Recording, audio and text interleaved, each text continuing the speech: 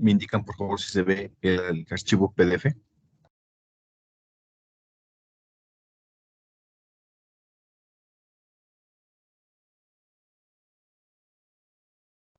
Ya Sí, se ya se Muy ve. bien, gracias.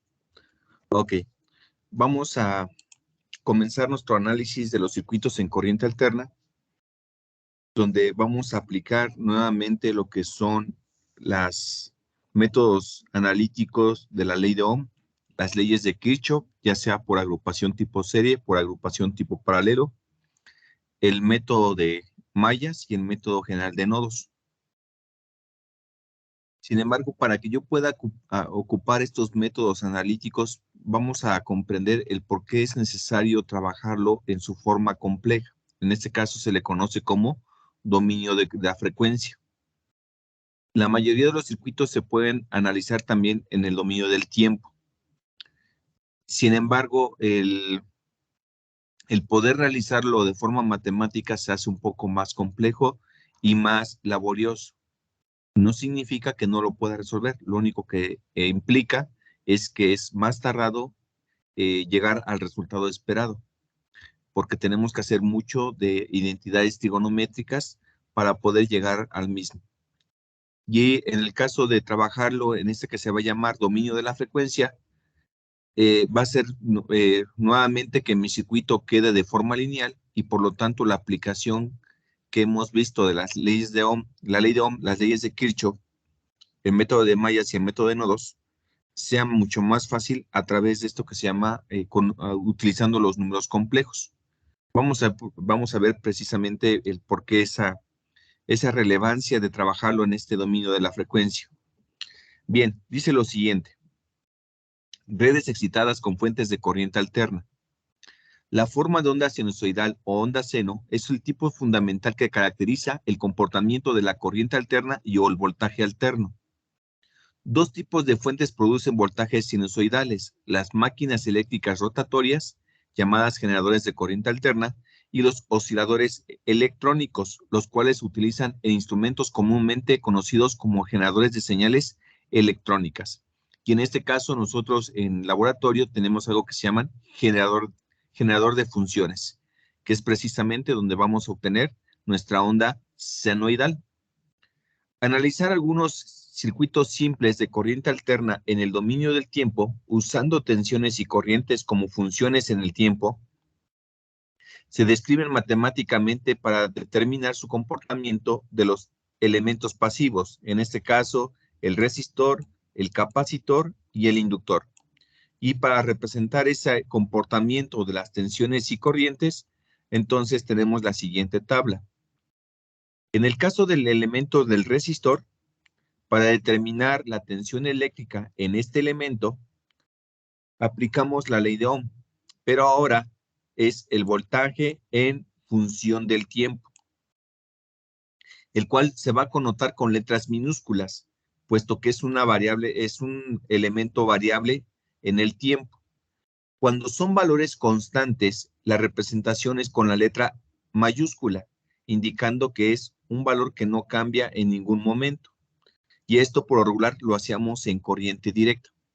Pero en corriente alterna, estas variables, debido a que cambian en el tiempo, se deben de connotar con letras minúsculas. Entonces, cuando yo quiero encontrar el voltaje en función del tiempo en el resistor, esto va a ser igual a la resistencia por la corriente en función del tiempo. Si yo quisiera saber la intensidad eléctrica en el resistor, entonces sería el inverso de la resistencia por el voltaje en función del tiempo. Sabemos que el inverso de la resistencia se le conoce con el nombre de conductancia, y el cual es representado con la letra G mayúscula. Entonces, recordemos que en este caso va a depender de las unidades que tenga el resistor, el que lo reconozcamos que está en términos de resistencia o que esté en términos de conductancia. En el caso del capacitor, encontrar el voltaje en función del tiempo en el capacitor dice que va a ser igual al inverso de su capacitancia por la integral de la corriente en función del tiempo de t. si sacamos el inverso de la capacitancia, se le va a conocer con el nombre de elastancia, y el cual es representado con la letra S mayúscula. Nuevamente nos vamos a dar cuenta de ello por la unidad que contenga el capacitor, y en este caso va a estar en el orden de que se le llama darafs o F a la menos 1, que más adelante lo seguiremos trabajando en circuitos para determinar cuándo está en términos de elastancia el capacitor. Y por otro lado, si yo quiero conocer la corriente en función del tiempo en el capacitor, dice que es igual a la capacitancia por la derivada del voltaje en función del tiempo dt. Por último, el elemento inductor tiene dos condiciones, sin acoplamiento magnético y con acoplamiento magnético, ¿sí? ¿Qué se refiere a esto? Sabemos que un inductor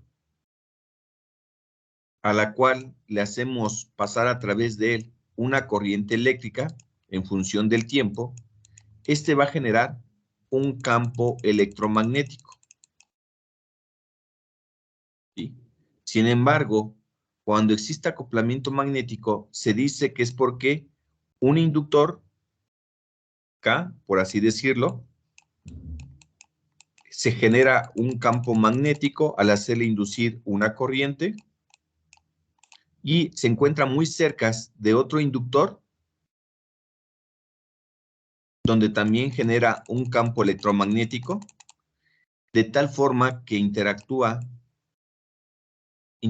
ambas bobinas a través del campo, implicando que la corriente y el voltaje entre ambas bobinas se ve afectado debido a esta inductancia magnética a través de los campos. De tal forma que cuando no existe un acoplamiento magnético, entonces solamente aplico las ecuaciones básicas. El voltaje en función del tiempo en el inductor simplemente va a ser igual al valor de la inductancia, que se encuentra en valor de henrios, por la derivada de la corriente en función del tiempo. Y si yo quisiera saber la corriente en función del tiempo en el inductor, es igual al inverso de la inductancia por la integral del voltaje en función del tiempo. Por otro lado, el inverso de la inductancia se le va a conocer con el nombre de invertancia, el cual va a estar representado con la letra gamma del alfabeto griego. Entonces, esto es, y nos vamos a dar cuenta de ello, porque las unidades son henrios a la menos 1 o la palabra Henry escrito al revés, y en este caso se pronunciaría como el Yernet, ¿sí?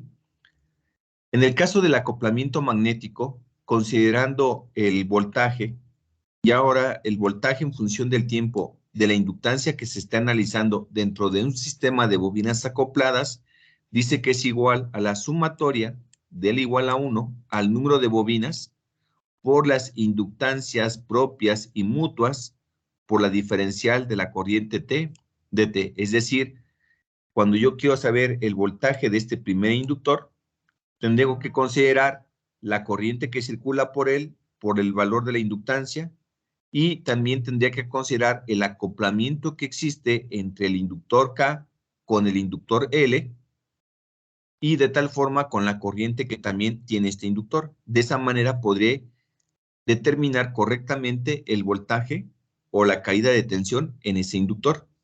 Y en el caso de encontrar su corriente en un sistema de bobinas acopladas, la corriente en función del tiempo de la inductancia dice que es igual a la sumatoria del igual a 1 al número de bobinas de la invertancia KL por la integral del voltaje en función del tiempo LDT. Sin embargo, esta invertancia es muy diferente a la invertancia que tenemos arriba. Aquí basta con sacar el inverso de la inductancia para obtenerlo. Sin embargo, en un sistema de bobinas acopladas, tenemos que sacar la invertancia propia y mutua a través de la expresión el cofactor de la inductancia LK entre el determinante de las inductancias propias y mutuas por menos 1 de K más L. Más adelante, cuando veamos el tema que vamos a ver, que es el sistema de bobinas acopladas, vamos a ver cómo se obtienen estos valores.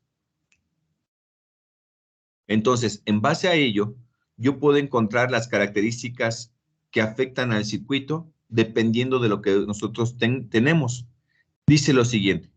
Ahora analizaremos el circuito en corriente alterna en el dominio del tiempo para encontrar, en este caso, la tensión eléctrica de cada elemento y la tensión total del conjunto de los elementos pasivos.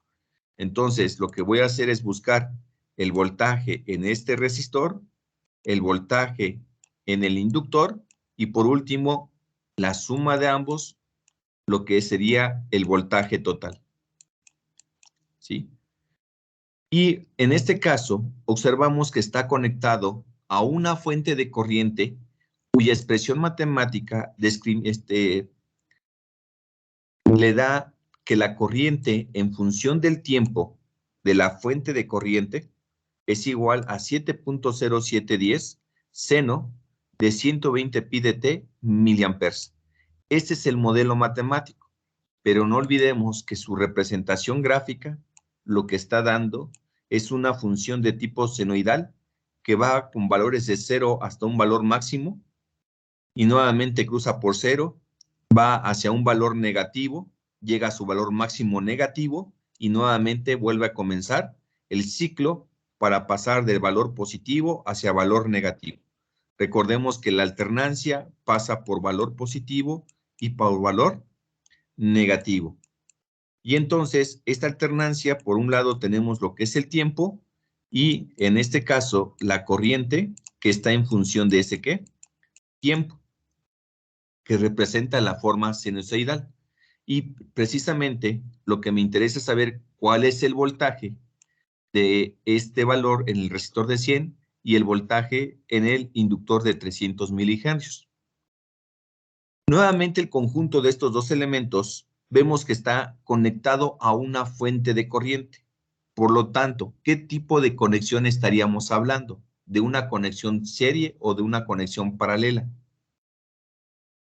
¿Alguien puede contestar, por favor?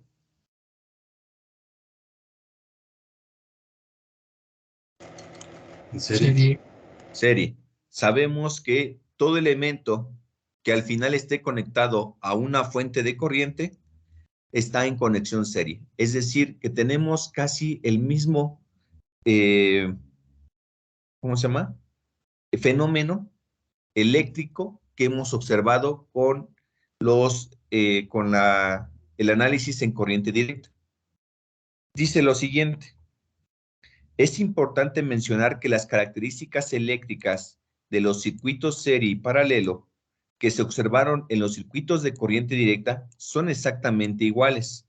Es decir, la intensidad eléctrica de cada elemento pasivo en conexión serie es la misma para cada uno de ellos dentro de la conexión y la tensión eléctrica se divide, mientras que la tensión eléctrica de cada elemento pasivo en conexión paralela es la misma para cada uno de ellos dentro de la conexión y la intensidad eléctrica tiende a dividirse.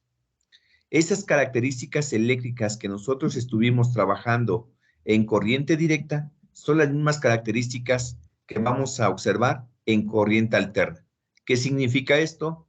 Que la corriente que circula por cada uno de estos elementos es la misma de la fuente de alimentación que está en corriente en función del tiempo. ¿Sí? Y entonces, lo recordado en el párrafo anterior, tenemos que decir que la corriente en función del tiempo en la fuente de corriente va a ser igual a la corriente en función de tiempo en el resistor y va a ser lo mismo la corriente en función del tiempo en el inductor. Por lo tanto, podemos calcular el voltaje de cada elemento utilizando las expresiones matemáticas que mencionamos en la tabla anterior. En el caso del resistor, por encontrar su voltaje en función del tiempo del resistor, simplemente es multiplicar el valor resistivo por la corriente en función del tiempo. Sustituye el valor de la resistencia, que valía 1000, y sustituye el valor de la corriente en función del tiempo, que simplemente es 0.7 seno de 120 pi miliamperes. ¿Qué es lo que tengo aquí? Un valor escalar multiplicando una función senoidal.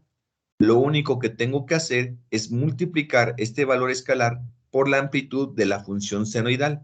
Y en este caso el resultado nos da 7.07 y la función senoidal permanece con el mismo argumento, es decir, a una frecuencia angular de 120 pi de t y ya la unidad lo tengo en volts. Algo muy importante que hay que recordar, que aquí manejamos los prefijos que se deben de considerar al momento de realizar operaciones. En el caso del voltaje en el inductor, recordemos que era la inductancia por la derivada de la corriente en función del tiempo de t. Entonces, colocamos el valor de la inductancia, que eran 300 milihenrios, y derivamos la función senoidal, que en este caso es 7.0 seno de 120 pi miliamperes. Una vez que derivemos esta función, lo multiplicamos por el valor de la inductancia y nos da un valor, en este caso, 0.719. Sabemos que el valor de la derivada de una función senoidal es la función coseno y debe de permanecer con el mismo argumento, 120 pi de t. Recordemos que al derivar la función seno, para completar la derivada tengo que sacar el argumento y en este caso vale 120 pi. Entonces 120 pi por 7.071 miliamperes multiplicando a 300 milihenrios, pues el resultado da 0.719. Coseno de 120 pi volts. Como pueden observar, ya tenemos el voltaje en el resistor y el voltaje en el inductor. ¿Sí? Pero necesitamos ahora calcular la suma de ambos. Si se dan cuenta, tengo una función de tipo senoidal y tengo una función de tipo cosenoidal. La suma de estas dos funciones no se puede hacer de forma directa, ¿sí? Es decir, sumar sus amplitudes y luego sabemos que tenemos una función de tipo senoidal y tenemos una función de tipo, ¿qué? Coseno. Entonces, ¿cómo resuelvo esta situación? Dice lo siguiente: para calcular la tensión eléctrica de un conjunto de ambos elementos, se emplea el método gráfico. Para relacionar y comparar senoides con opción a uso de identidades trigonométricas de las ecuaciones. Para sumar dos senoides de la misma frecuencia, es algo muy importante. La misma frecuencia significa que el argumento es exactamente lo mismo. 120 pi de t, 120 pi de t. A eso se refiere con la misma frecuencia. Cuando esta forma de seno y la otra está en forma de coseno, podemos aplicar la siguiente expresión. A coseno de omega t más B seno de omega t es igual a C coseno de omega t menos el ángulo teta. Entonces, tengo que saber quién es A. En este caso es la amplitud de la función cosenoidal. ¿Quién es B? Pues es la amplitud de la función senoidal. Y la frecuencia angular, en este caso, vale 120 pi. ¿Sí? ¿Qué es lo único que tengo que hacer? Entonces, donde dice que C es la raíz de la amplitud A al cuadrado más la amplitud B al cuadrado. Hago operaciones. C es igual a la amplitud que tengo de la función coseno al cuadrado más la amplitud de la función senoidal y obtengo un resultado, 7.11. Y por otro lado, tengo que sacar el ángulo teta. En este caso es la tangente inversa del valor de la senoidal, la amplitud de la senoidal entre la amplitud del valor coseno. Hacemos operaciones y nos da 83.54. De tal forma que la suma de 0.79 coseno de 120 pi más 7.0 seno de 120 pi es igual a 7.11 coseno de 120 pi menos 83.54 74 18.46 grados volts. ¿Por qué dio signo negativo? Porque recuerden que la función matemática aquí en la expresión dice que al sacar el ángulo teta se debe de multiplicar con el signo negativo. Por eso tenemos aquí el menos 83. Sin embargo, para que yo esta función lo puedo dejar en términos de coseno, pero lo más recomendable es regresarlo a una función de tipo senoidal. Y para eso ocupamos la identidad trigonométrica que más menos coseno de X es igual al seno de X más menos 90 grados. Entonces, más coseno, entonces tengo aquí que es más, signo positivo. Coseno de 120 pi es igual a seno de X, se mantiene igual los 120 pi, pero le tengo que sumar o restar, en este caso como fue positivo, le tengo que sumar más 90 grados a este ángulo que es de menos 83, de tal forma que queda un ángulo de 6.4552 grados. Este sería el voltaje en función senoidal y el anterior es el voltaje en función de tipo cosenoidal. De esta manera he resuelto el enunciado, encontrar lo que es el voltaje en cada elemento y el voltaje total de ambos. Como pueden observar, y apenas estamos con ¿cuántos elementos? Apenas 2 elementos conectados a una fuente de corriente. ¿Qué pasaría si el circuito es mucho más complejo y también existen acoplamientos magnéticos? Eso implicaría que el álgebra que seguiría ocupando sería muy extensa a través de funciones cosenoidales y senoidales. Entonces, el análisis es, digamos, muy laborioso y muy impráctico en ese sentido, ¿sí? Entonces, ¿qué es lo que tengo que hacer? Dice, sin embargo, existe un método muy práctico. Este método es muy práctico, perdón. Y un enfoque más práctico es representar los voltajes y corrientes de corriente alterna como fasores. Y aquí, esto de fasores, estamos hablando de que la representación de un voltaje, una corriente que está en su función senoidal, puede ser representada por un número complejo. Brinda un método sencillo para analizar los circuitos lineales excitados por fuentes senoidales y los elementos de circuitos como impedancia y analizar los circuitos en el dominio de los fasores usando álgebra compleja. Con este enfoque, el análisis de los circuitos de corriente alterna se maneja de forma similar al análisis de los circuitos de corriente directa. Y todas las relaciones básicas y teoremas como la ley de Ohm, las leyes de Kirchhoff y el análisis de Maya y nodos se aplican exactamente igual. La idea es dar una representación temporal, esa es la palabra clave, de una senoide a un fasor que denominaremos como dominio frecuencial. El término ayuda a relacionar los cambios de representación que se le llama isomorfismo. Ese es el modelo matemático que está ocurriendo. Cuando en el dominio del tiempo el análisis del circuito es muy complejo, lo que hacemos es trasladar o pasarlo a otro dominio, a otra dimensión, que nos permita analizar de forma más sencilla el circuito y una vez que haya resuelto ese circuito en esa dimensión, nuevamente regresarlo en la dimensión correspondiente, que en este caso es en el dominio del tiempo. ¿Sí? Dice que los términos son unívocos, es decir, son únicos, que permite tener una sola solución y ambos deben de ser reversibles. Es decir, que me permita pasar del dominio del tiempo al dominio de la frecuencia y viceversa. ¿Hasta aquí alguna duda o pregunta?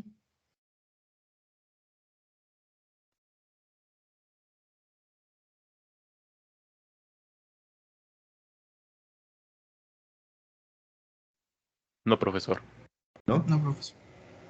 Entonces dice lo siguiente, la siguiente tabla expresará la transformación correspondiente del dominio del tiempo a su forma del dominio de la frecuencia. En el dominio del tiempo, sabemos que el modelo matemático que describe el comportamiento de una fuente de corriente y una fuente de voltaje es la siguiente. A seno de omega t más ángulo alfa. La primera literal es la amplitud. Dentro del argumento senoidal viene esto que es omega minúscula, que se le conoce como frecuencia angular, cuyas unidades son radianes por segundo. Y el valor de la frecuencia angular, en este caso, se le toma como valor igual a 2pi por f, por la frecuencia. ¿Sí? Y este alfa se le llama ángulo de desfasamiento.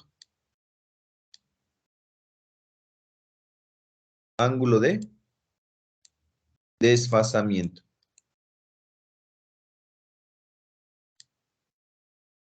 Y lo que voy a hacer es cambiar este modelo matemático que se encuentra en el dominio del tiempo hacia su forma fasorial en el dominio de la frecuencia. ¿Cómo lo transformo? Solamente necesito la amplitud, multiplicarlo por k, que en este caso es un número que vale 1 entre raíz de 2, por el cis. Este símbolo que ven así se llama cis, que representa el símbolo gráfico de un ángulo, ¿sí? Entonces, el cis del ángulo alfa. Si la función senoidal no contiene alfa, entonces ese ángulo alfa automáticamente tiene un valor de 0 grados. Si no lo llego a contener dentro del argumento de la función senoidal. Por otro lado, en el dominio del tiempo, la derivada en función del tiempo, pasarla a su forma fasorial simplemente es el valor llamado j omega. ¿Qué es lo que tenemos aquí? Un número imaginario por el valor de su frecuencia angular. En el caso de una integral de t, simplemente es 1 sobre j omega. Si necesitamos factorizar el valor de j, entonces multiplicamos este número complejo con su conjugado y nos quedaría menos j sobre el valor de omega. Por último, los valores como el voltaje en función del tiempo y la corriente en función del tiempo solamente va a ser representado con la letra V mayúscula e I mayúscula. Los valores constantes como la resistencia, la capacitancia y la inductancia quedan exactamente iguales en el dominio fasorial o en el dominio de la frecuencia. Vamos a ver cómo se aplica esto que acabamos de mencionar. Ahora analizaremos el siguiente circuito en corriente alterna en el dominio de la frecuencia para encontrar lo que es la tensión eléctrica y de cada elemento y la tensión total. Entonces, empezamos con el desarrollo. Sabemos que la función en tiempo de la fuente de corriente es 7.07 seno de 120 pi miliamperes. Y lo que voy a hacer es pasar este modelo matemático a su forma fasorial.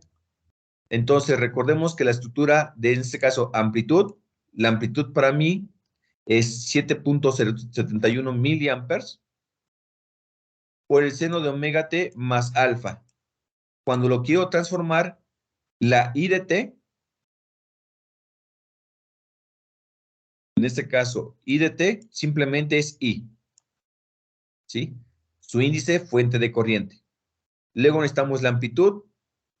Obtenemos la amplitud de la función senoidal en el dominio del tiempo y lo tenemos que dividir entre raíz de 2. Luego le ponemos cis del ángulo alfa. En este caso, dentro de la función del argumento senoidal no existe alfa, por lo tanto su ángulo va a ser 0 grados.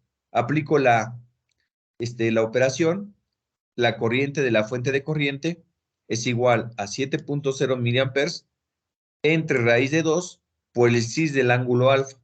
Hago operaciones y me queda que la corriente de la fuente de corriente es igual a 5 cis de 0 miliamperes. Como pueden observar, lo que tengo es un número polar, ¿sí? Lo que tengo es un número complejo en su forma polar.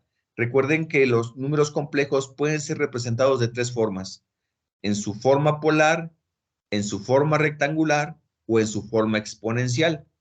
Nosotros, por lo regular, vamos a estar trabajando en forma polar y en forma rectangular. En el caso del resistor, voltaje en función del tiempo del resistor es igual a R por I de t. Lo paso hacia el dominio del tiempo, al dominio de la frecuencia. V de t simplemente es representado como V. R es un valor que no cambia, sigue siendo R, y la I de t simplemente es I, ¿sí? Entonces, para encontrar el voltaje del resistor, multiplico 1000 por el valor de la corriente, y en este caso esa corriente vale 5 cis de 0 miliamperes. En el caso del inductor, el voltaje en función del tiempo, que es la inductancia por la derivada de I de t, recordemos, V de t simplemente es V mayúscula. L es un valor constante, se mantiene igual. La derivada de t es el valor llamado J omega por la I de t, que en este caso simplemente es I mayúscula. Entonces simplemente tengo que multiplicar el valor de la inductancia por J, que tiene lo que es la frecuencia angular. Esta frecuencia angular, ¿de dónde la vamos a obtener? Dentro del argumento de la función senoidal, ¿sí? La frecuencia angular la obtenemos de la función matemática dentro de la función senoidal, y ahí es donde encontramos el valor de la frecuencia angular, ¿sí? Y que va a multiplicar ahí, que en este caso vale 5,6 de 0 miliamperes.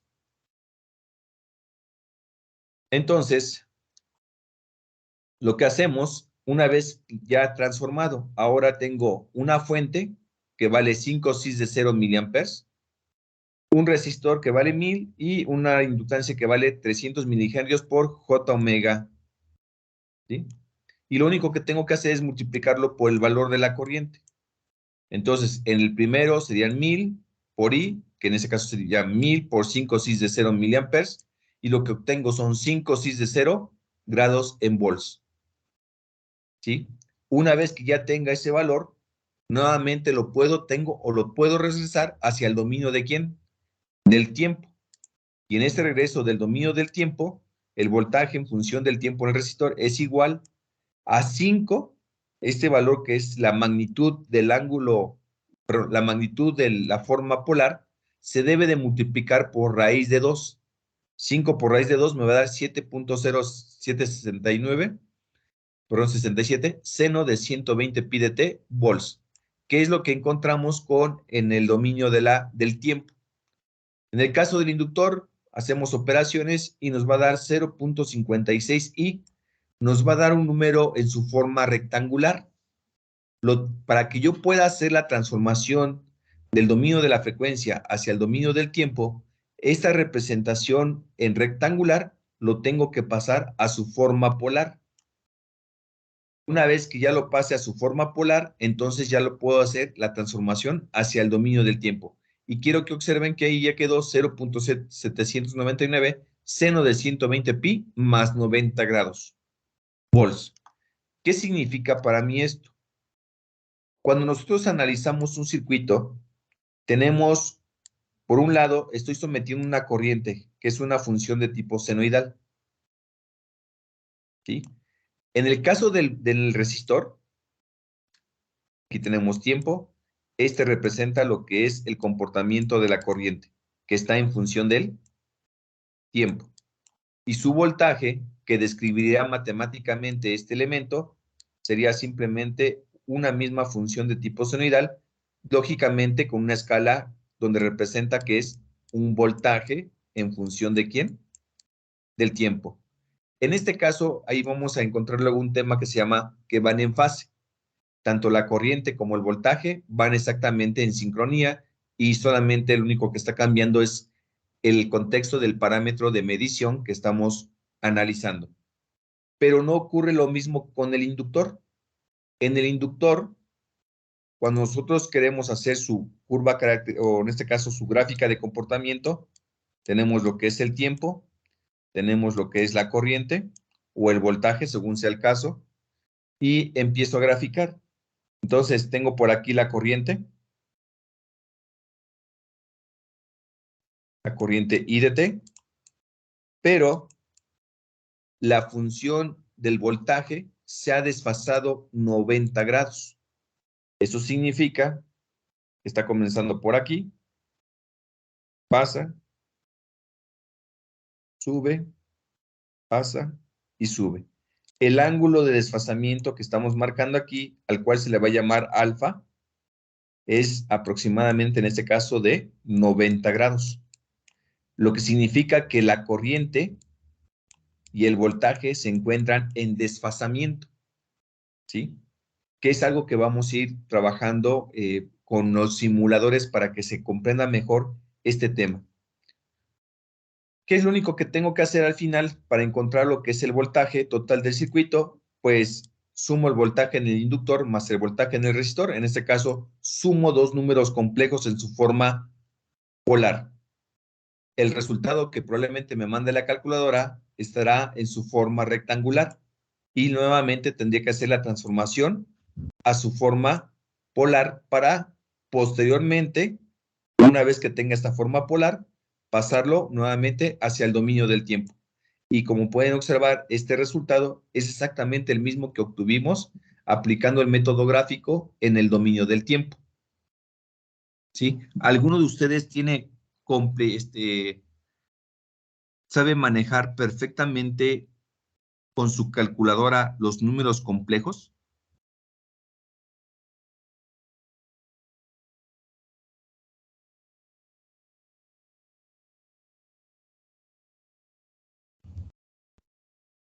Pues no tan perfectamente, pero yo sí la ocupo en, en variable compleja, sí la ocupo bastante con la función de complex.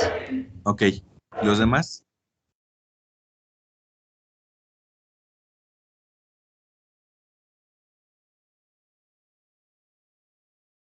¿No tienen problemas con su calculadora para manejar números complejos? No, profesor. ¿No? Yo no he No, profe. manejado números complejos, profesor. ¿Qué modelo de calculadora tienes? La blanquita, no La sé cuál sea. FX91X.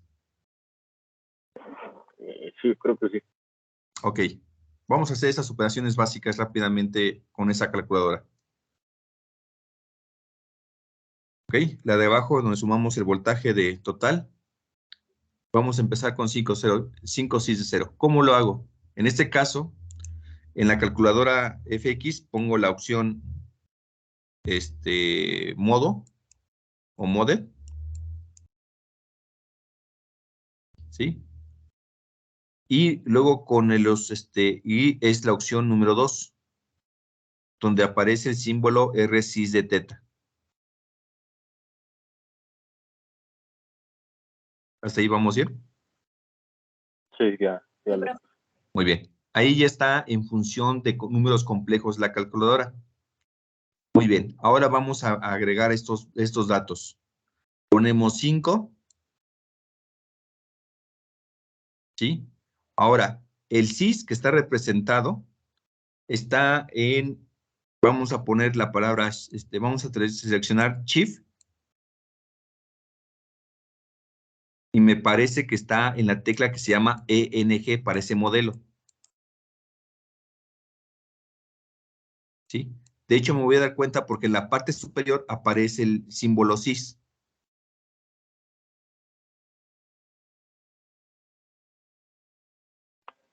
Sí, profe. ¿Es correcto? Ok. Y agregamos el valor de 0. Nada más. La calculadora entiende que eso ya está en grados, ¿sí? Entonces nada más solamente colocamos el valor. Luego ahora sí le ponemos más. Ahora pongan este valor, 0.56. Mismo procedimiento. Shift ENG para poner el CIS de 90 grados.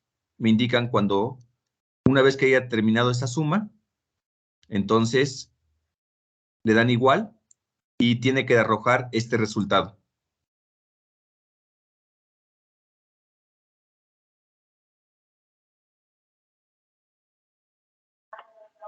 Sí, es lo que salió. Muy bien. ¿Qué es lo que haces para dártelo en tu forma rectangular? Tienes el número real y tienes un número imaginario. Recuerden que la representación de un vector, ¿sí? Tienen aquí lo que es el vector, y este vector puede ser demostrado o se puede encontrar sus valores a través de lo que es la parte imaginaria junto con las coordenadas en la parte real. De esa manera podemos determinar la posición de ese vector. La otra forma es en la forma rectangular, donde yo pongo lo que es la magnitud y el ángulo teta, ¿sí? O el ángulo alfa, como lo quieran llamar. Digamos que estas son las dos formas de representar este vector, ya sea en su forma polar o en su forma rectangular. Entonces, ahora, ¿cómo transformo esta forma que está en rectangular? De hecho, si se dan cuenta, la parte imaginaria siempre me va a dar la palabra y. ¿Ok? ¿Cómo transformarla? Lo que voy a hacer en este caso, me indican, por favor, las teclas que están del lado del Shift hacia abajo. Dice option, la de división, Ok. una de... Vamos a seleccionar la tecla Option. PT, ¿sí? Se abre el menú. Ahora con los cursores hacia abajo vamos a buscar el que diga R cis de teta. Seleccionamos Options, luego con los cursores buscamos R cis de teta. Y me parece que es la opción 2. La opción 1. Ok, la opción 1. Entonces ponemos la opción 1 y le damos igual. Bueno, ya se selecciona y luego le damos igual, por favor.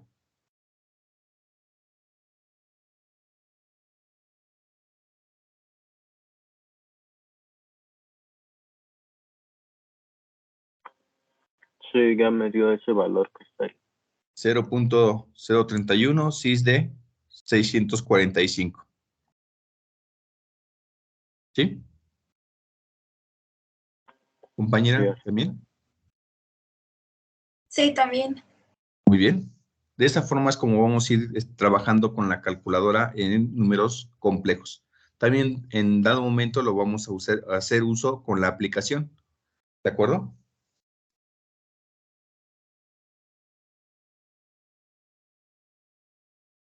Sí, profe. Entonces, Sí, profe, como gracias. pueden observar, realizar la operación con números complejos, en esencia es más sencillo que haberlo realizado en el dominio de ¿quién? Del tiempo. Y de esa manera encontrar las características eléctricas de comportamiento de este circuito. ¿Sí? Entonces, dice que una vez obtenidos los resultados en el dominio de la frecuencia, se convierten nuevamente en el dominio del tiempo y dejar la expresión en una función de tipo senoidal. Entonces, el voltaje, que es el voltaje RMS por el cis del ángulo alfa, el voltaje en función del tiempo R es igual al voltaje RMS por raíz de 2 por el seno de omega t, que es la misma frecuencia angular, por más alfa, en este caso, el ángulo que se ha obtenido. Si observamos, tenemos 0,5 cis de 0 volts, ¿sí? Voy a transformar este valor que se encuentra en el dominio de la frecuencia hacia el dominio del tiempo. Entonces, voltaje en función del tiempo del resistor, BRMS por raíz de 2, tenemos 7.071, seno de la frecuencia angular, en este caso es la frecuencia original, que vale 120 pi por t, ¿sí? Y el ángulo alfa, en este caso, vale 0, no se llega a colocar dentro del argumento. Se da por hecho que aquí existen 0 grados de desfasamiento, ¿sí? Dice, para un análisis de un circuito de corriente alterna, con más número de elementos, considerar que hay agrupamientos de elementos en conexión serie, sin que se repitan, o en conexión en paralelo. Recordemos que esta agrupación puede contener todos, o alguno de ellos, o inclusive solamente uno. Y nuevamente tenemos lo que es el resistor, capacitor e inductor en conexión serie, conectados a una fuente de tensión y una fuente de corriente. Si observan el diagrama, el resistor, el capacitor y el inductor están encerrados dentro de un rectángulo. Ese rectángulo se le va a conocer con el nombre de impedancia de elemento. ¿Por qué impedancia de elemento? Porque resulta que el capacitor y el inductor en corriente alterna tiene cierta oposición al paso de la corriente. Vuelvo a mencionar, en el caso del capacitor y del inductor en corriente alterna, van a presentar el fenómeno de oponerse al paso de la corriente. Sin embargo, recordemos que el capacitor y el inductor no son elementos que resistivos, como lo hace la parte de la resistencia. La resistencia, tanto en corriente directa como en corriente alterna, siempre se va a oponer al paso de la corriente. Pero en el caso del capacitor, sabemos que en corriente directa, una vez que tiene un voltaje constante, se comporta como circuito abierto. En el caso del inductor, cuando pasamos una corriente constante a través de su elemento, entonces se comporta como cortocircuito. Pero en corriente alterna no ocurre ese fenómeno. Lo que está ocurriendo es que el capacitor y el inductor están presentando cierta oposición al paso de la corriente. Y entonces, para representar esa oposición que ocurre con estos dos elementos más, se le conoce con el nombre de impedancia de elemento, al cual ya le hemos trabajado en corriente directa. Y esa impedancia de elemento está conformado por un número complejo, ¿sí? Donde la parte real es la parte resistiva y la parte imaginaria es lo que es la inductancia y el capacitor. Esa parte imaginaria que tiene el valor de la impedancia se connota con la letra X mayúscula, al cual se le llama reactancia, ¿sí? Esa reactancia es reactancia inductiva y reactancia capacitiva, pero es la parte imaginaria de una impedancia cuya agrupación está modelando lo que es la oposición al paso de ¿qué? De la corriente. Y no solamente eso, también se va a ver afectado por los acoplamientos magnéticos que contenga las bobinas dentro de esa agrupación. De tal forma que una impedancia mutua está informada en su número imaginario del valor de la frecuencia angular por el valor de la inductancia mutua, ¿sí? Y por otro lado, tenemos la agrupación de los elementos por conexión paralela. Ahora se le va a conocer con el nombre de admitancia de elemento. Ahora lo que es el resistor, el capacitor y el inductor en esa conexión, quiero que observen que en el caso del resistor está en términos de conductancia y en el caso del inductor está en términos de invertancia. De tal forma que nuevamente estos elementos en esa agrupación tipo paralelo de solamente los puros elementos pasivos dan como consecuencia un elemento llamado admitancia. Y nuevamente esa admitancia, la parte real la va a tener la conductancia del resistor y la parte imaginaria la va a llevar el capacitor y el inductor. Esta parte imaginaria se le va a conocer con el nombre de subsetancia y es representado con la letra B mayúscula. Entonces tengo una subsetancia capacitiva y una subsetancia inductiva. ¿Qué significa para mí esta subsetancia? Es con qué facilidad en una conexión paralela deja pasar la corriente a través de los componentes, que es a final de cuentas el término de conductancia. Y también, nuevamente, tendremos que considerar el acoplamiento magnético que existe en las bobinas, en un sistema de bobinas acopladas. Y en este caso implicaría que se encuentra algo que se llama admitancia mutua, que está conformada por el valor de las invertancias. Pero no olvidemos que en un sistema de bobinas acopladas, esa invertancia está en función del cofactor de la inductancia LK entre el determinante de las inductancias mutuas por -1 de K más L, que es algo que vamos a ver. Y aquí ya tenemos lo que es la representación o digamos, un primer acercamiento de lo que son los circuitos en corriente alterna. Como pueden ver, la mayoría de los componentes están en agrupación tipo ¿qué? Serie. Y lo que es el resistor y los inductores van a empezar a formar impedancias, donde esa impedancia puede contener los tres elementos, dos de ellos en diferentes combinaciones o inclusive de repente un solo elemento, pero considerando que está en agrupación tipo ¿qué? Serie.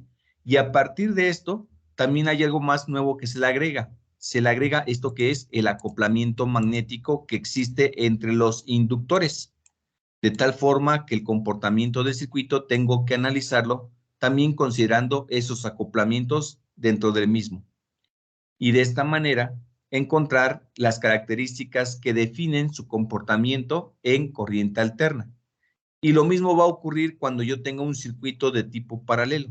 Sin embargo, ahora las agrupaciones en paralelo de los elementos pasivos se van a llamar admitancias, que es un término que ya empezamos a trabajar con el resistor, ¿sí? En corriente directa. Y esta expresión ahora se va a trabajar en corriente ¿qué? Alterna, ¿sí? Una vez, dice entonces, antes de realizar un procedimiento metodológico como la ley de Ohm, las leyes de Kirchhoff, el método de mallas o el método de nodos, será necesario agrupar los elementos pasivos en impedancias cuando estén conectados en serie o en admitancias cuando estén conectados en paralelo, transformando el circuito del dominio del tiempo hacia el dominio ¿de quién? De la frecuencia. Es decir, estos circuitos, antes de que empiece a aplicar cualquier método analítico, va a ser importante convertirlos del dominio del tiempo hacia el dominio de la frecuencia. ¿Qué estoy haciendo ahí? Acondicionando mi circuito de tal forma que me permita realizar el procedimiento con números complejos y a través de los modelos analíticos que ya conozco, darle solución al problema. Le doy esa solución en ese plano y nuevamente lo regreso hacia el dominio del tiempo. ¿Hasta aquí alguna duda o pregunta con lo que se va a hacer en esta parte de la corriente alterna? Sí, profe, yo tengo una. Dime. Bueno, en realidad ya tengo algunas. Vale. Ajá, aquí, bueno, la admitancia, veo que en la parte imaginaria siempre se va a restar lo que sería el inductor al capacitor. Así es. Más bien, al capacitor se le va a restar el inductor, ¿no? Correcto. Ok, ¿y por qué se le resta al capacitor el inductor? En este caso porque recordemos que la corriente que define a un circuito paralelo en un inductor es una integral. Y la integral era su transformación menos J sobre omega. ¿Sí? Me voy a regresar un poquito hacia arriba. Ok, aquí tenemos una integral y dice que es 1 sobre J omega. ¿Estamos de acuerdo? Cuando nosotros trabajamos en la conexión paralela, lo que hacemos es encontrar la corriente en función de un voltaje. ¿Por qué la corriente en función de un voltaje? Porque sabemos que el voltaje es el mismo en cada uno de los ¿qué?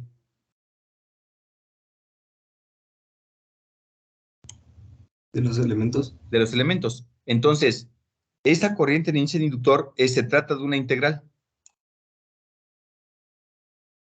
¿Sí? Eso cuando se maneja el término de admitancia. Por eso queda en la transformación esta integral, que dice la integral de t, al pasarlo hacia el dominio de la frecuencia, es menos j sobre omega.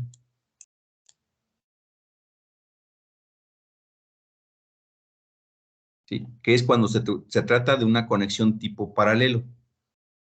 Si te das cuenta, en el término de impedancia, es cuando buscamos un voltaje en función de una corriente, donde sabemos que la corriente en un circuito serie es exactamente ¿qué?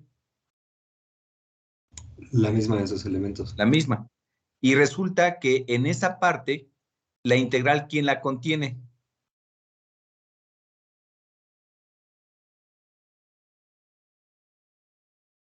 La capacitancia. La capacitancia. Por eso en la impedancia, voy hacia abajo, aquí lo veo.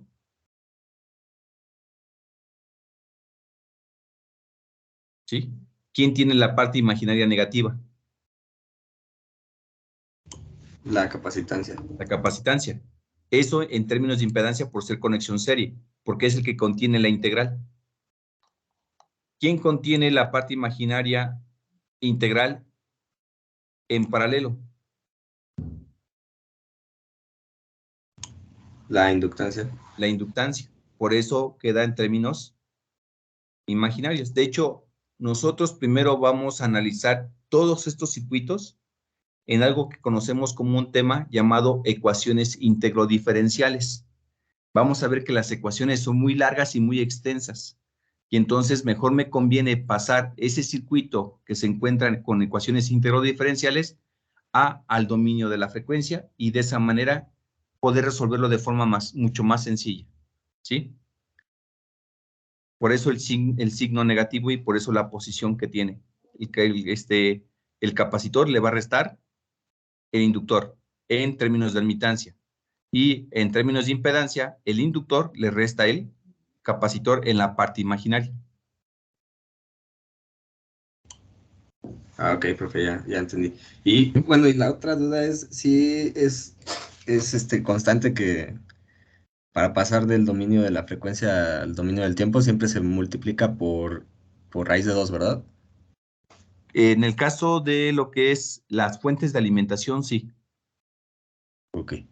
Sí. De hecho, nosotros cuando ya regresemos en laboratorio, vamos a ver el modelo matemático y el comportamiento de estos circuitos. De hecho, si todo sale bien y hacemos las cosas, vamos a ver el cómo se modela un circuito en método de mallas utilizando bobinas acopladas magnéticamente. Pero todo dependerá de cómo nos vayamos moviendo en laboratorios. ¿De acuerdo?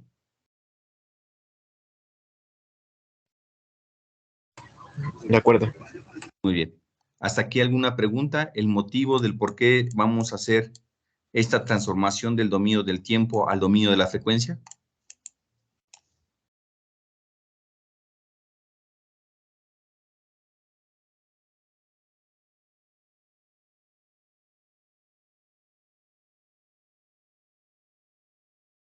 ¿No? Pues no, de mi parte no, profesor. Ok. Se mencionaba algo aquí que se llaman acoplamientos magnéticos. ¿Cómo vamos a resolver esta parte de los acoplamientos magnéticos?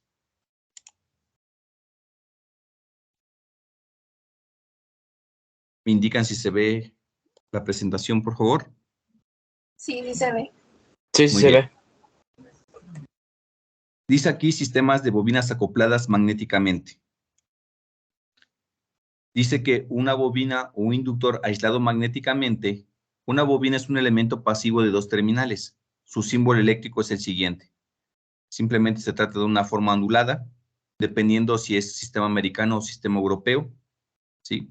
Y tiene sus dos terminales, pero algo que se le agrega nuevo a este elemento es este puntito, que se le llama marca de polaridad. Ahorita vamos a ver de qué se trata esta marca de polaridad.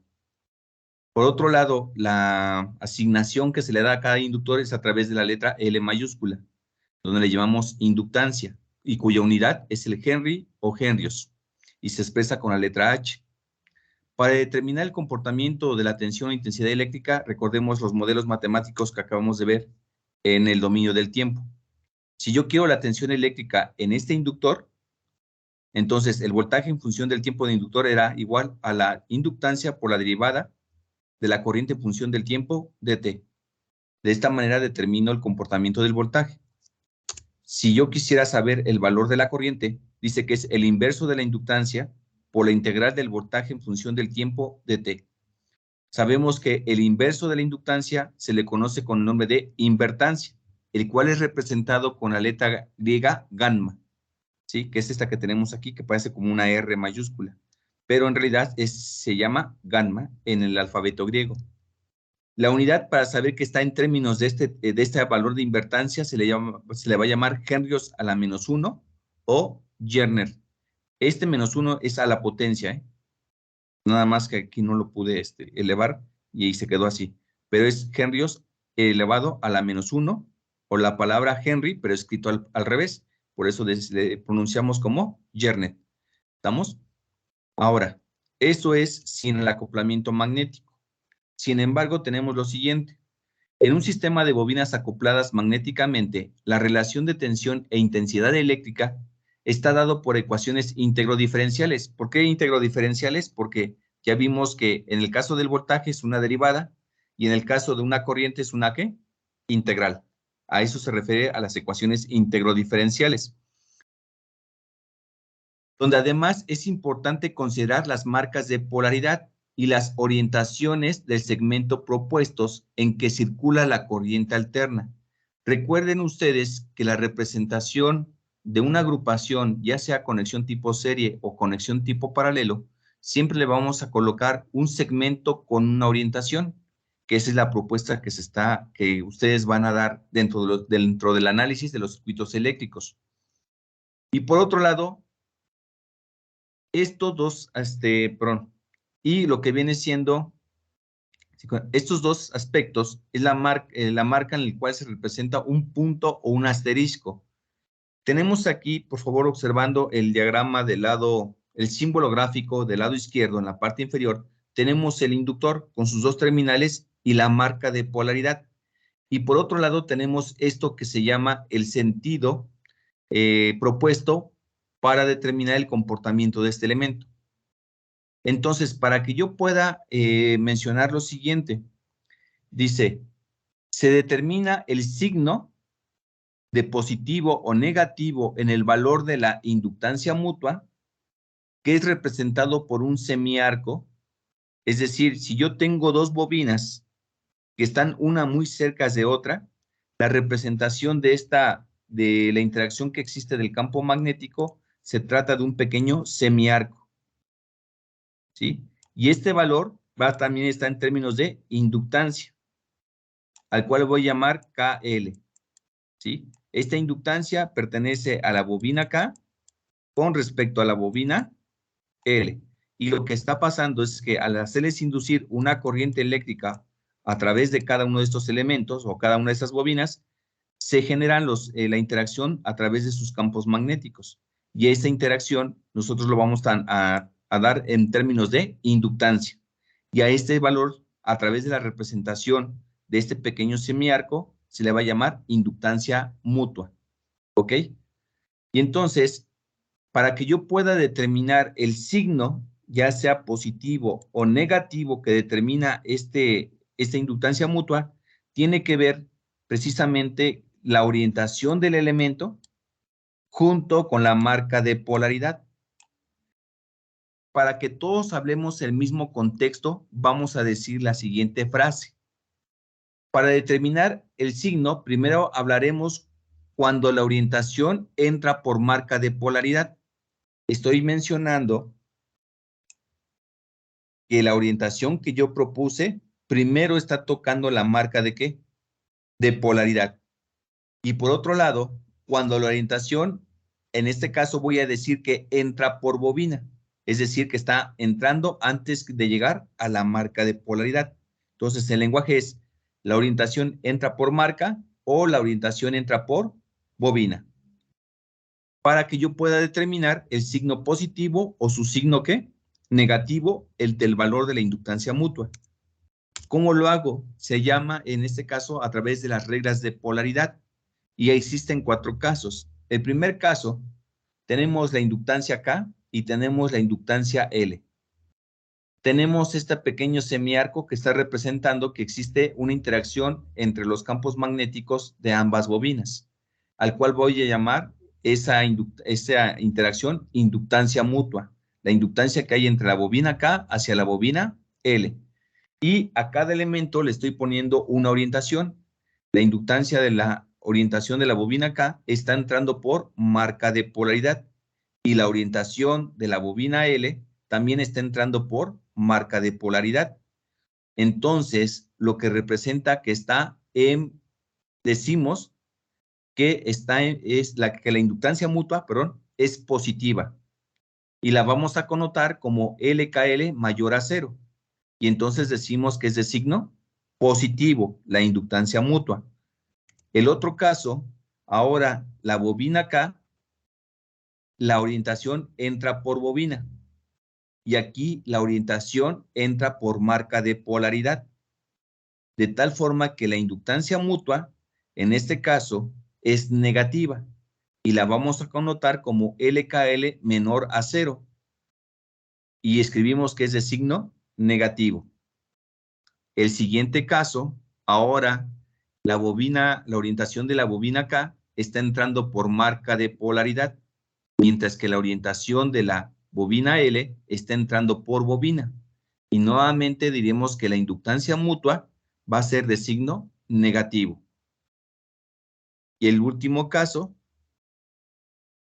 la inductancia K, su orientación entra por bobina, la inductancia L también entra por bobina, y esto implicará que la inductancia mutua que existe entre ambas bobinas, representado a través del semiarco, implicará que es de signo positivo, de tal forma que connotamos que LKL es mayor a 0, indicando que es de signo positivo la inductancia mutua. Esos son los 3 casos, bueno, los 4 casos donde se determina el signo de la inductancia mutua, si es positiva o negativa. Vamos a ver cómo funciona esto. Si deseamos encontrar la tensión eléctrica en un sistema de bobinas acopladas magnéticamente, lo primero que hay que entender es que conocemos la corriente de cada inductor. Tenemos el siguiente diagrama eléctrico. Tenemos el inductor L1, el inductor L2, el inductor L3. Cada uno con sus marcas de polaridad, ¿sí? Y por otro lado, estas marcas de polaridad, se me olvidó mencionarles que salen debido a la fabricación de cómo comienza el enrollado, dónde comienza la terminal y dónde termina la terminal de la bobina. Y eso implica un fenómeno que dentro de la conexión puede hacer que la corriente y el voltaje se analice de forma diferente. ¿Estamos? Para que yo pueda encontrar la marca de polaridad, necesitaría hacer una experimentación utilizando una fuente de tensión de corriente directa y un instrumento llamado galvanómetro. Dependiendo de cómo deflecte la aguja de este galvanómetro, se determina dónde se encuentra esa marca de polaridad en esas terminales del inductor. Y en este caso, nuevamente la representación, a cada elemento le asignamos una orientación, ¿sí? Y por último, sabemos que para que exista un sistema de bobinas acopladas, pongo la representación de semiarco, indicando que hay un acoplamiento entre la bobina 1 hacia la bobina 2 y viceversa, de la bobina 1 hacia la bobina 3 y viceversa, y de la bobina 2 hacia la bobina 3, igual viceversa, ¿sí? Entonces, ahora tengo que determinar si la inductancia mutua del sistema de bobinas acopladas son de signo positivo o negativo. Observamos la bobina 1 con respecto a la bobina 2. ¿Qué signo le correspondería a la inductancia mutua 1-2?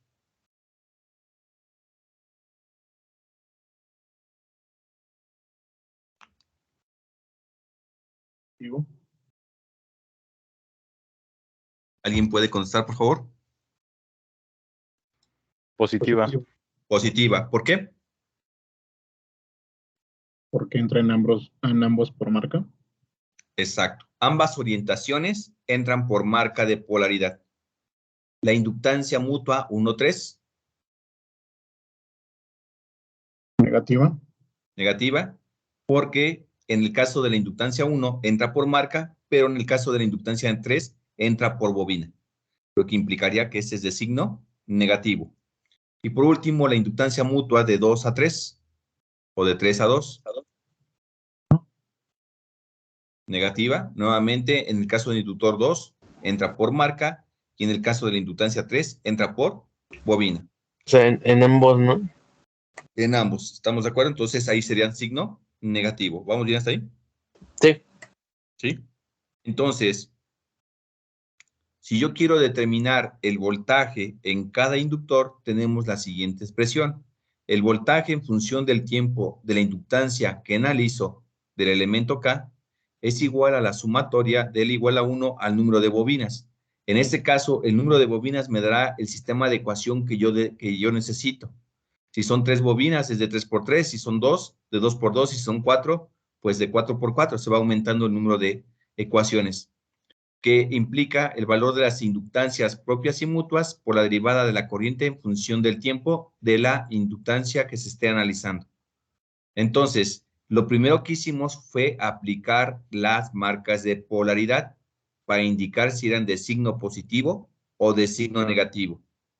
Luego, desarrollamos el algoritmo.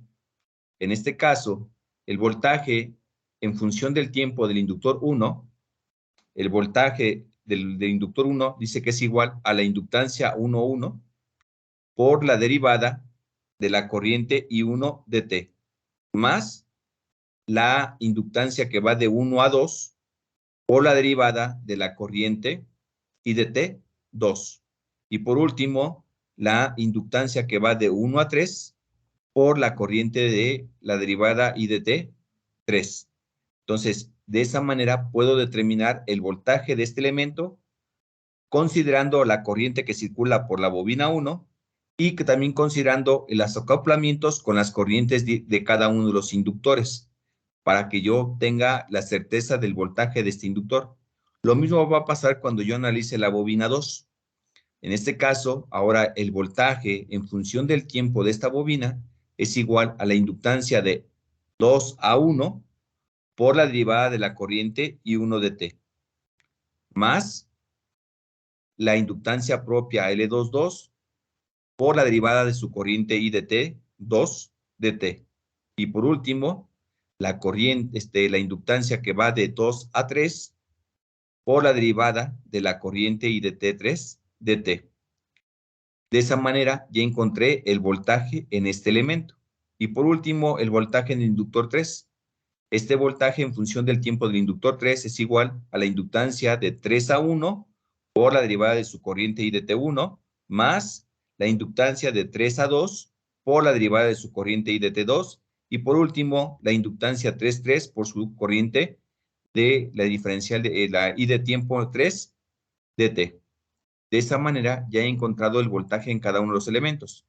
Pero no olvidemos que las inductancias mutuas tenían signos. En el caso de la inductancia 1,2 era positivo, pero en el caso de la inductancia 1,3 era de signo ¿qué?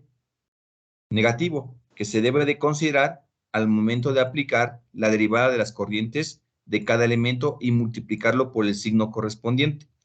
Y de esa manera encontrar el voltaje en cada inductor. ¿Alguna duda o pregunta en esta parte?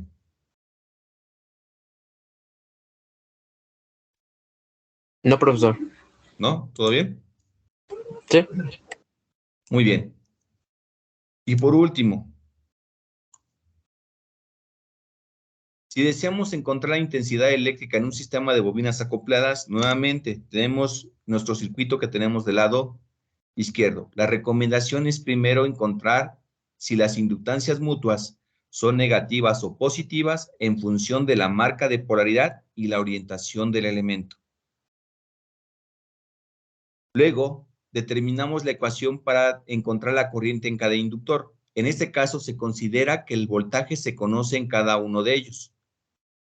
Tenemos que la corriente en función del tiempo de la inductancia K es igual a la sumatoria del igual a 1 número de bobinas de las invertancias propias y mutuas, aquí es un término de invertancia, por la integral del voltaje en función del tiempo de T. La invertancia dice que es el cofactor de la inductancia LK entre el determinante de las inductancias propias y mutuas de menos 1 de K más L. Como pueden ver aquí es un procedimiento un poquito más largo. Primero, ¿qué se tiene que hacer? Primero aplicamos la regla de las marcas de polaridad para determinar si las inductancias propias y mutuas son positivas o negativas. Luego aplicamos el algoritmo. La corriente en función del tiempo del inductor L1 es igual a la invertancia 1,1 por la integral de su voltaje en función del tiempo 1 de T, más la invertancia que existe entre la bobina 1 hacia la bobina 2 por la integral de su voltaje en función del tiempo T, 2 de T. Y por último, la invertancia que existe entre la bobina 1 hacia la bobina 3 por la integral de su voltaje en función del tiempo 3 de T. De esa manera encuentro la corriente de este inductor. El mismo procedimiento lo hago con el inductor 2. La invertancia que existe entre la bobina 2 hacia la bobina 1 por la integral de su voltaje V1 de T, más la invertancia propia 2 por su integral del voltaje V de T, 2 de T. Y por último, la invertancia que hay del elemento 2 hacia el elemento 3 por la integral de su voltaje V de T, 3 de T. Y por último, si quisiera saber el voltaje, la corriente de este elemento, hago exactamente el mismo procedimiento. Entonces ya tenemos las invertancias propias y mutuas que tiene el sistema de ecuaciones. Sin embargo, para que yo pueda encontrar estas invertancias y si las bobinas se encuentran en términos de conductancia, ¿cómo me voy a dar cuenta de ello? Por la unidad que maneja. Si están en henrios, significa que está en términos de inductancia. Entonces, para sacar las invertancias correspondientes, tengo que aplicar esta fórmula. La invertancia KL es igual al cofactor. Entonces, lo primero que tenemos que hacer es obtener el determinante de las inductancias propias y mutuas, L11, L12 y L13. Luego, L21, L22 y L23. Y por último, L31, L32 y L33. Como pueden ver, es un determinante igual como si estuviera trabajando con cofactores A11, A12, A13, A21, A22, A23, A31, A32 y A33. En lugar de poner L, pongo letras L. Y ahora lo que tengo que ver aquí es los signos que le correspondían a las inductancias mutuas y colocarlas dentro del determinante. Y una vez que ya ponga mis signos que le correspondan a las inductancias mutuas, resolver ese determinante. Una vez que ya tengo el determinante de las inductancias, ahora sí empiezo a calcular cada invertancia. La invertancia 1,1 dice que es el cofactor de L11 entre el determinante de las inductancias. Recuerden que en la ecuación dice que es el cofactor de L1 de K, LK. Entonces, K vale 1, L vale 1. Entonces, cofactor de L11. ¿Qué es el cofactor? Lo único que tengo que hacer, en este caso, al determinante general, perdón, es quito columna, quito fila, y lo que me quede ese es el cofactor. Y en este caso, el cofactor de L11 es L22, L23, L32 y L33. ¿Sí? Entonces, pongo ese como el determinante. Lo único que tengo que hacer es dividir el determinante superior entre el determinante inferior, que es el determinante general, y todavía multiplicarlo por menos 1 de K más L. En este caso, K vale 1, L1 también vale 1, queda un número par, y todo número negativo elevado al par, a un número par, siempre da signo positivo. Indistintamente de lo que salga como resultado de los determinantes inferiores y superiores, que también lo vamos a hacer con la calculadora en su momento. ¿Sí? Cuando yo quiero sacar la invertancia 1,2, dice que es el cofactor de L21. Aquí los coeficientes cambian de posición. ¿Sí? Cambian de posición. Si yo digo invertancia 1,2, cuando yo aplique el cofactor, tiene que ser L21. Debe de cambiar la posición de los subíndices. Y nuevamente lo tengo que encontrar a través del determinante. ¿Cómo? Quitando fila y columna. Entonces, si quito la 2,1, perdón, quito la fila, quito la columna, y el cofactor en este caso sería L12 menos L13 menos L32 y L33. Ese sería el cofactor de ese valor. Y nuevamente dividiría el determinante de ese cofactor entre el determinante general. Y en este caso, ahora el menos 1, si yo sumo 2 más 1, me da 3 y queda un número impar. Entonces, indistintamente del resultado que tenga de los determinantes, todavía tengo que multiplicarlo por menos 1. Y de esa manera lo voy a hacer con cada una de las invertancias y luego sustituir estos resultados dentro del sistema de ¿qué? De ecuaciones, donde les corresponda. ¿Sí? Así es como vamos a manejar el sistema de bobinas acopladas magnéticamente. ¿Alguna duda o pregunta hasta aquí? No, hasta ahora no, profesor. ¿Sí? Entonces, el día lunes nosotros vamos a comenzar con nuestra explicación llamado con ecuaciones integrodiferenciales. Y dentro de la ecuación integrodiferencial, precisamente, tenemos que determinar el valor de las inductancias propias y mutuas, sobre todo el signo de las inductancias mutuas, si son positivas o negativas. ¿Sí? Una vez que terminemos las ecuaciones integrodiferenciales, entonces vamos a empezar a trabajar nuevamente con las leyes de Kirchhoff, la ley de Ohm, para analizar nuestros circuitos en corriente alterna. ¿Preguntas o dudas? No. ¿No? Muy bien. Para culminar nuestra clase, agregaré las tareas que corresponden, que nos hacen falta. ¿Sí? Voy a dejar aquí, voy a tener la grabación.